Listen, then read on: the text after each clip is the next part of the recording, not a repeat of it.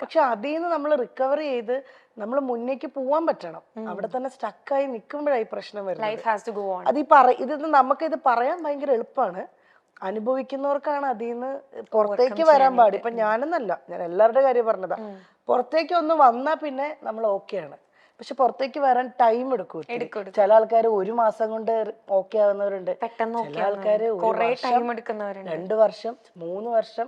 പിന്നെ ഞാൻ പറഞ്ഞല്ലോ, പിന്നെ ഈ മെമ്മറീസ് ഒന്നും നമ്മൾക്ക് ഒരിക്കലും മരിക്കാത്തത് കൊണ്ട് ഇടയ്ക്കിടയ്ക്ക് നമ്മളെ വന്നിങ്ങനെ ഹിറ്റ് ചെയ്തുകൊണ്ടിരിക്കും. അതുണ്ടാവും.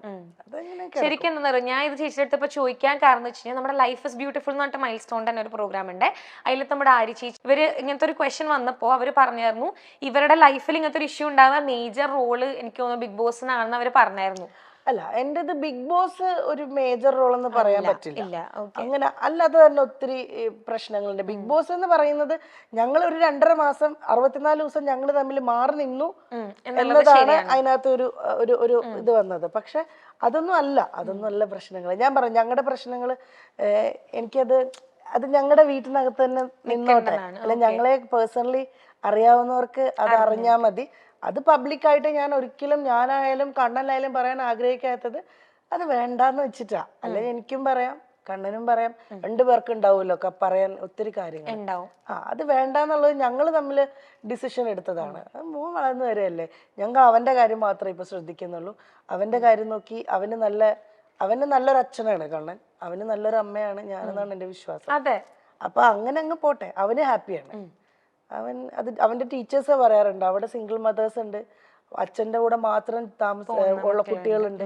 പക്ഷെ അവരെ പോലെ ഒന്നുമല്ല. അമ്പാടി ഫാദേഴ്സ് ഡേ വരുമ്പോ അമ്പാടിക്ക് അവിടെ കാർഡ്സ് ചെയ്യുമ്പോ ഈ ഫോട്ടോ ഞാൻ കൊടുത്തു വിടും, പാസ്പോർട്ട് എടുത്തിട്ട് കണ്ണന്റെ. അങ്ങനെ അവൻ എവിടെയും ഒരു പ്രശ്നം വരരുത്.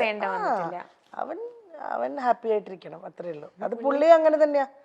എന്തായാലും മോനെ വിളിക്കും, പറ്റുന്ന പോലെയൊക്കെ വീഡിയോ കോൾ ചെയ്ത് സംസാരിക്കും. അവന് ഫോണുണ്ട്, അവന്റെ ഫോണിൽ വിളിക്കും.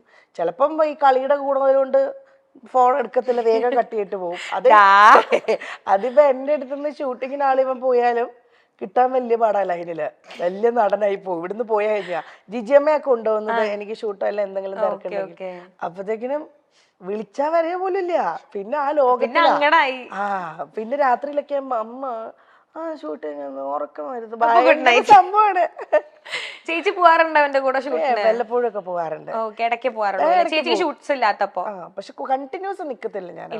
കാരണം ഇവനും ഇഷ്ടം ഇവന്റെ ആ സർക്കിളിൽ അങ്ങനെ നിക്കാനാ. ഞാൻ എന്റെ കുറച്ച് റെസ്ട്രിക്ഷൻ വരും. അമ്പാടി ഇവിടെ വാ, അമ്പാടി ഇവിടെ നിൽക്കി. ഞാനില്ലെങ്കിൽ ജിജിയമ്മയുടെ അടുത്ത് കുറച്ചൊക്കെ നമ്പർ എടുക്കും. പിന്നെ ചെറുതും കൂടെ ആണല്ലോ, അപ്പൊ ഭയങ്കര ഒരു കൺസേണും കൂടെ കിട്ടണ കള്ള നിനക്ക് അല്ലേ? ഇപ്പൊ ഞാൻ ചേച്ചിയുടെ അടുത്തൊരു ക്വസ്റ്റ്യൻ ചോദിക്കുകയാണെങ്കിൽ, നമ്മുടെ പ്രൊഫഷണൽ ലൈഫിൽ ഭയങ്കരമായിട്ട് ഷൈൻ ചെയ്ത് നിൽക്കുന്ന ഒരാളാ ചേച്ചി, ഭയങ്കരമായിട്ട് എല്ലാവരും നോട്ടീസ് ചെയ്യുന്ന ഒരാളാ ചേച്ചി. ചേച്ചിക്ക് എപ്പോഴെങ്കിലും തോന്നിയിട്ടുണ്ടോ പേഴ്സണൽ ലൈഫിൽ ഒരു ഫെയിലിയർ ആയി പോയി എന്ന് തോന്നുന്നുണ്ടോ? ഇല്ല, ആ സ്റ്റേജ് കഴിഞ്ഞു മോളെ. ഞാൻ പറഞ്ഞല്ലോ,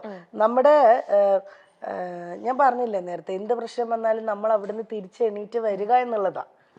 അങ്ങനെ തിരിച്ചിപ്പോ ഞാൻ എണീറ്റ് വന്നിട്ടുണ്ട്. പിന്നെ അത് ഫെയിലിയർ ആയിന്ന് തോന്നാൻ ഇപ്പൊ ഫാമിലി ലൈഫ് ഇല്ല എന്ന് പറയുന്ന ഒരു എന്റെ ഹസ്ബൻഡ് വൈഫ് അങ്ങനെ ഒരു റിലേഷൻ ഇല്ല എന്നൊഴിച്ച് എൻ്റെ കൂടെ എനിക്ക് മോനുണ്ട്. എനിക്ക് ഫാമിലി എന്ന് പറയാൻ എനിക്ക് മോനുണ്ട്. എന്നെ അങ്ങനെ സ്നേഹിക്കുന്ന കുറെ സുഹൃത്തുക്കളുണ്ട്, എൻ്റെ കൂടെ കൈപിടിച്ച് നിൽക്കാൻ. ഉറപ്പായിട്ടും എൻ്റെ ബന്ധുക്കളൊക്കെ പണ്ടത്തെക്കാളും അവരെല്ലാവരുമായിട്ട് ഞാൻ കുറെ കൂടെ അറ്റാച്ച്ഡ് ആയി. ഇപ്പോൾ ബിഗ് ബോസിന്റെ സമയങ്ങളിലെക്കാളും ഒക്കെ എൻ്റെ ബന്ധുക്കൾ എല്ലാവരുമായിട്ടും വരലുണ്ട്. എനിക്കൊരു ചേട്ടനുണ്ട്.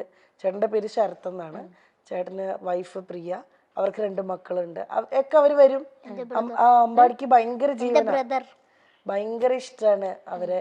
അപ്പൊ അങ്ങനെ എനിക്ക് ഫാമിലി എന്ന് പറഞ്ഞാൽ എനിക്ക് കുറെ പേരുണ്ട് ഇപ്പോ, സ്വന്തമായിട്ട് ബന്ധുക്കളായിട്ടും സുഹൃത്തുക്കളായിട്ടും എന്നൊക്കെ പറഞ്ഞ്.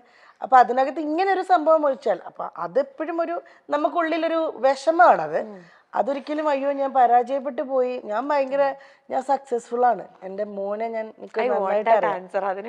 സക്സസ്ഫുൾ ആയിട്ട് തന്നെ ഇരിക്കുന്നത്. എൻ്റെ മോനെ ഞാൻ നന്നായിട്ട് എനിക്ക് നോക്കാൻ പറ്റുന്നുണ്ട്, അവന്റെ കാര്യങ്ങൾ നോക്കാൻ പറ്റുന്നുണ്ട്, അവൻ ഹാപ്പിയാണ്. ആ രീതിയിൽ ഞാൻ 100% സക്സസ്ഫുൾ ആണ്. ഇൻഡസ്ട്രിയിലും വലിയ കുഴപ്പമില്ല. അതിങ്ങനെ ഇങ്ങനെയാണ് പോയിക്കൊണ്ടിരിക്കുന്നത്. കയറി ഇറങ്ങി അത് ഞാൻ പറഞ്ഞ ഒരു ബ്രേക്ക് ത്രൂ കിട്ടുന്നവരെ നമ്മൾ ക്ഷമിക്കുക, വെയിറ്റ് ചെയ്യാന്നേ ഉള്ളൂ. ആ വെയിറ്റ് ചെയ്യണം, ബാക്കിലോട്ട് പോവാതെ, അത്രേ ഉള്ളൂ.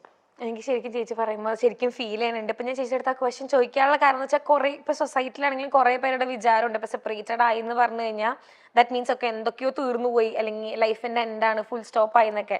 ബട്ട് ചേച്ചിയുടെ അടുത്ത് ആൻസർ കിട്ടാൻ വേണ്ടിയിട്ടാണ് ഞാൻ ശരിക്കും ചോദിച്ചത്. ഒന്നുമില്ല കേട്ടോ, അത് എനിക്ക് അങ്ങനെയൊക്കെ തോന്നിച്ചൊരു സമയം ഉണ്ടായിരുന്നു. പക്ഷെ അങ്ങനെയുള്ളവർക്ക് വേണ്ടിയിട്ടാണ് അങ്ങനെ ഒരു പക്ഷെ അതൊന്നുമല്ല. ഇപ്പൊ അമ്പാടി ഉണ്ട്, അമ്പാടിക്ക് ഒത്തിരി കാര്യങ്ങൾ ചെയ്യാനുണ്ട്. എനിക്കിപ്പോ 34 വയസ്സ് കഴിഞ്ഞു, എനിക്ക് ഇനിയും കിടക്കുകയാണ് ഒരുപാട് വർഷങ്ങള്.